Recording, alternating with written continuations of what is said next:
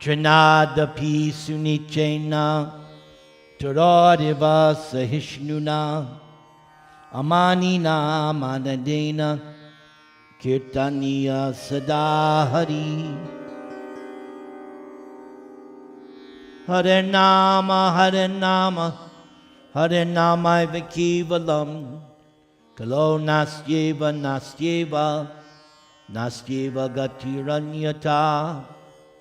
So for those who were not here for the first sermon, the subject matter for today is entitled Going Beyond Material Dharma.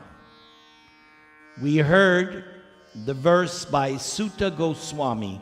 Let's review the verse, and then we will study Prabhupada's purport to this verse. First, the Sanskrit. Dharmasvanushtita punsang Vishvaksena katasuya Notpadaye yadiritim Srama evahi kevalam. The occupational activities a man performs according to his own position are only so much useless labor if they do not provoke attraction for the message of the personality of Godhead. So Prabhupada's purport to this verse is as follows. Of course, Prabhupada is our founder Acharya here at Radharaman Temple. His murti is there. So he presides over this temple. There are different occupational activities in terms of a man's different conceptions of life.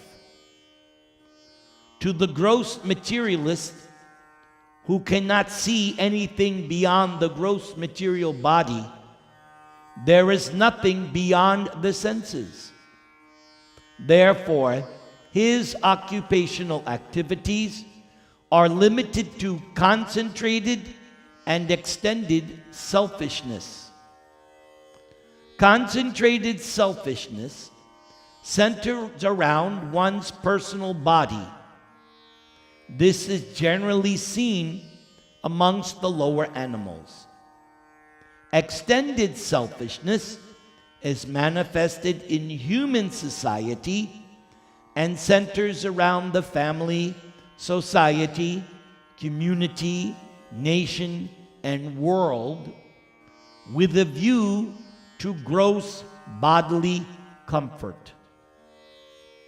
Above these gross materialists are the mental speculators who hover aloft in their mental spheres, and their occupational duties involve in making poetry and philosophy or propagating some ism with the same aim of selfishness limited to the body and mind. But above the body and mind is the dormant spirit soul, whose absence from the body makes the whole range of bodily and mental selfishness completely null and void. But less intelligent people have no information of the needs of the spirit soul. So that is why Krishna's first lesson in Bhagavad Gita, you're not your body, you're not your mind, you are spirit soul. That is where transcendental knowledge begins. If this is not understood, you cannot go to higher understandings. This has to be understood beyond any doubt. One has to become convinced, I'm not this body, I'm not my mind. Just as you've heard me say many times. Most of us here, we're getting old now. I don't know about you, but when I look in the mirror, I go, but then I remember That's not me. I'm not what I see in the mirror. I'm inside. I am spirit, soul, eternal. So that's the beginning. As Prabhupada said here, without the presence of the soul, all this other stuff doesn't matter. It's only because the soul is here that these other things come into play. Next paragraph.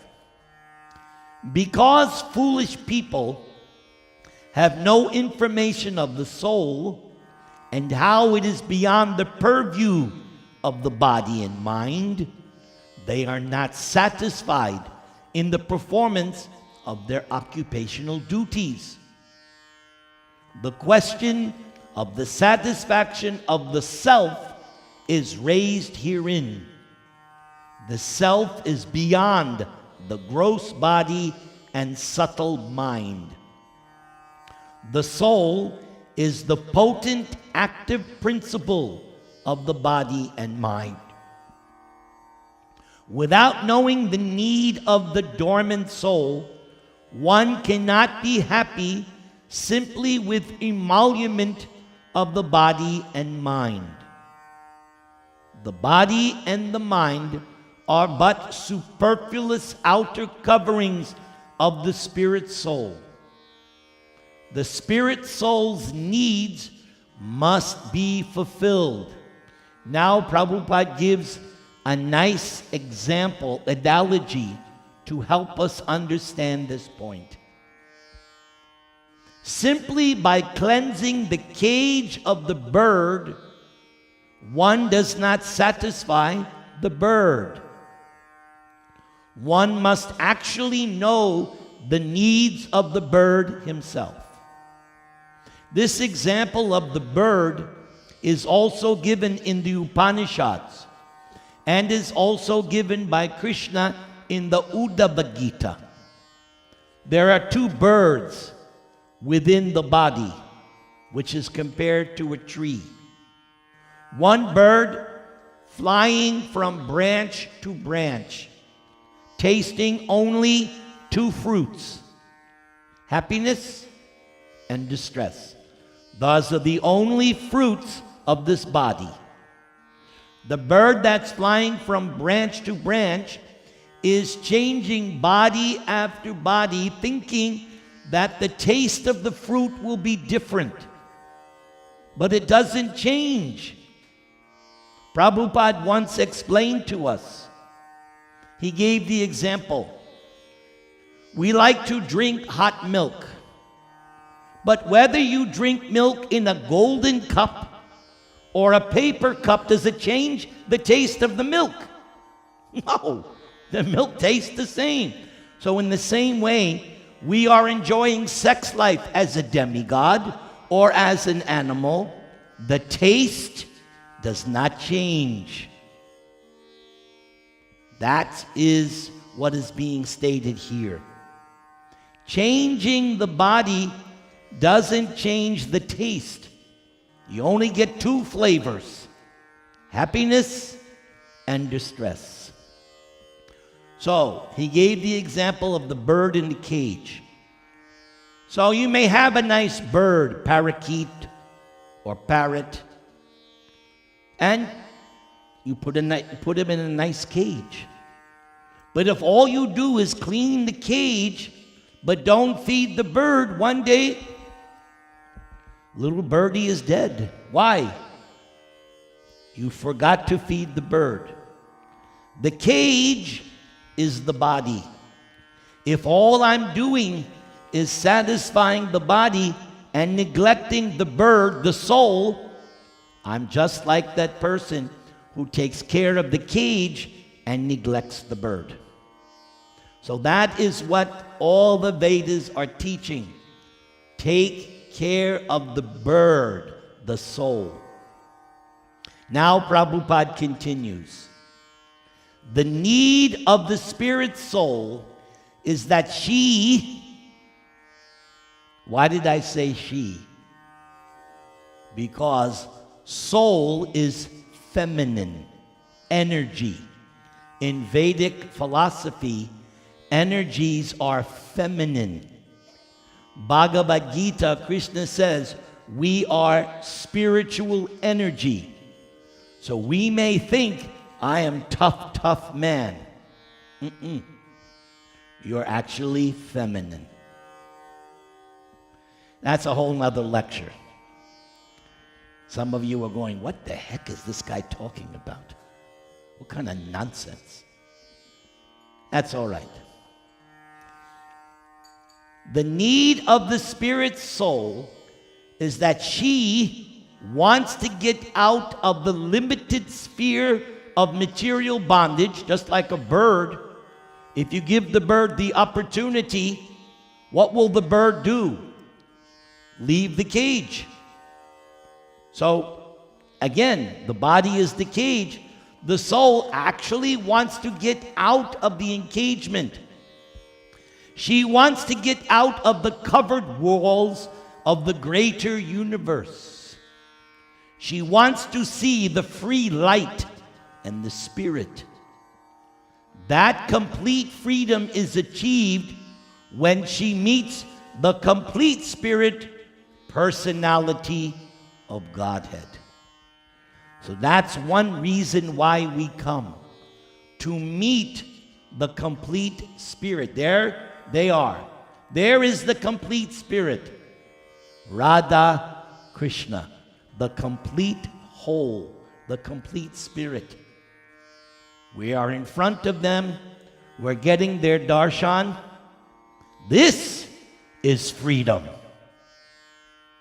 In a few days, some of America will celebrate Dr. Martin Luther King and his famous speech, I am free at last. No, he wasn't.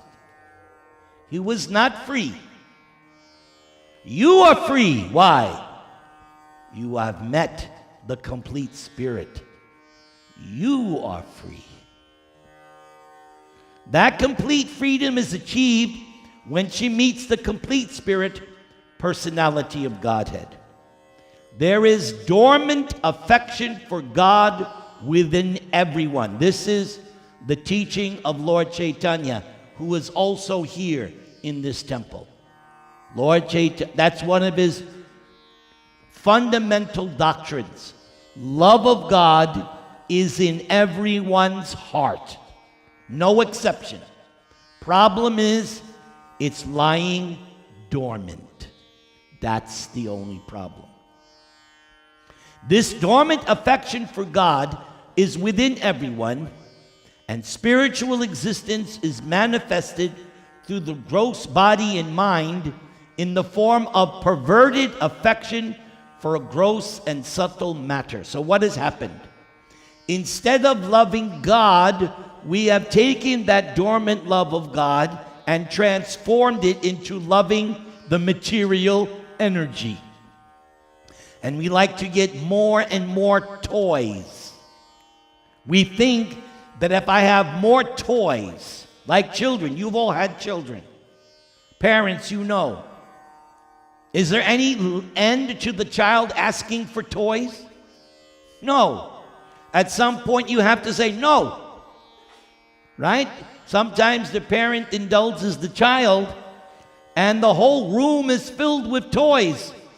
And then the child wants more toys and the parent says, no, I gave you so many toys. Clean up your room. So we are the same way. We have been asking for toys from God since time immemorial. But they haven't satisfied us.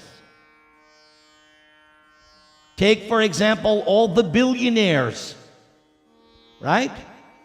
They have 1 billion. Do you think they're satisfied with 1 billion? No.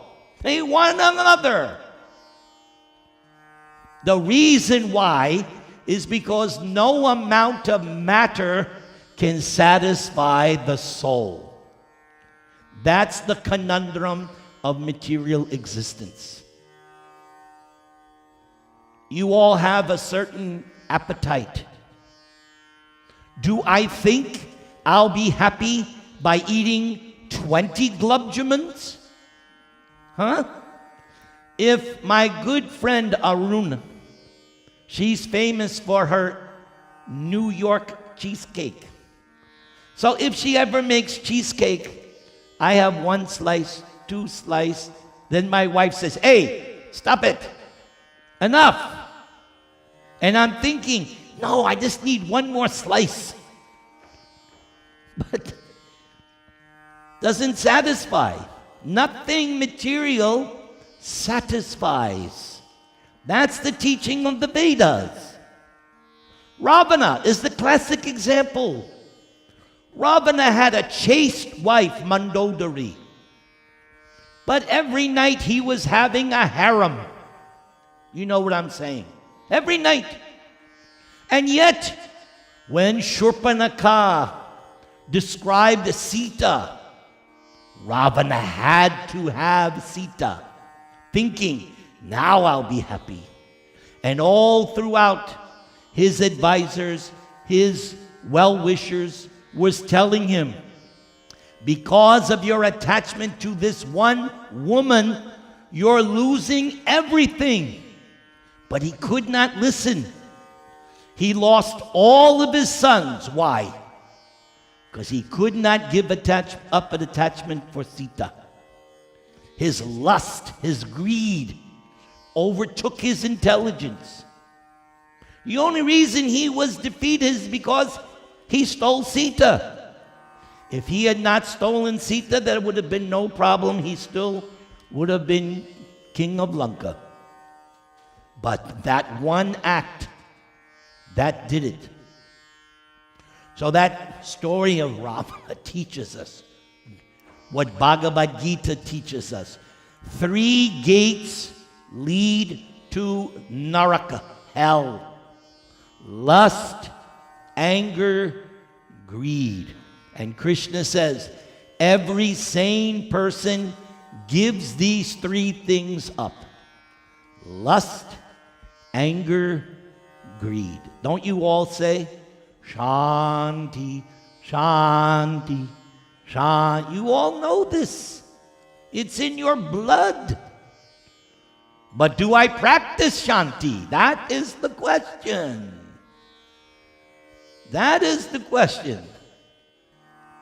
So lust, anger, and greed have to be given up. Why? Because they will not satisfy the bird, the soul. Therefore, we have to engage ourselves in occupational engagements that will evoke our divine consciousness. That is why you're here tonight. This activity evokes your transcendental consciousness. That's why you come. You should know that. Why am I going to the temple? This is the reason, to evoke divine consciousness. If I'm going to the temple for some other purpose, I'm wasting my time. That should be my motivation for coming to the temple. Evoking divine consciousness. This is possible only by hearing and chanting the divine activities of the Supreme Lord. And that's what we do in these programs. We talk about the divine activities of God. And any occupational activity which does not help one achieve attachment for hearing and chanting the transcendental message of Godhead is said herein to simply be a waste of time. So that's another aspect. I'm coming to the program, I'm coming to the temple in order to increase my attachment for the message of God. This is because other occupational duties, whatever ism they may belong to, cannot give liberation to the soul. Even the activities of the salvationists are considered to be useless because of their failure to pick up the fountainhead of all liberties. The fountainhead of all liberties is Radha Raman Bhagavan. That's the fountainhead. The gross materialist can practically see that his material gain is limited only to time and space. Yes. So now that guy Bezos of Amazon, he's the richest man, right? But now his wife is leaving. Bye-bye. Now she wants her cut. Greed. But the day will come to Mr. Bezos, as it does for everyone. Mr. Bezos, come with me. My name is Yamaraj. And you cannot take any of your warehouses. Come as you are. But I'll give you stock options, Yamaraj will say. I don't care for your stock options. You owe me. You have a debt. Here is your account, Mr. Bezos. You did this. We don't know. We don't know what he has done. And all of us, there is an entire rap sheet for every one of us, myself included. Yamaraj knows every single thing I've done all throughout my life. He looks at the chart. Oh, you did that. You did this. And then Yamaraj does a instantaneous calculation. Why? You will read in Bhagavatam, Yamaraj is empowered by Krishna in the heart.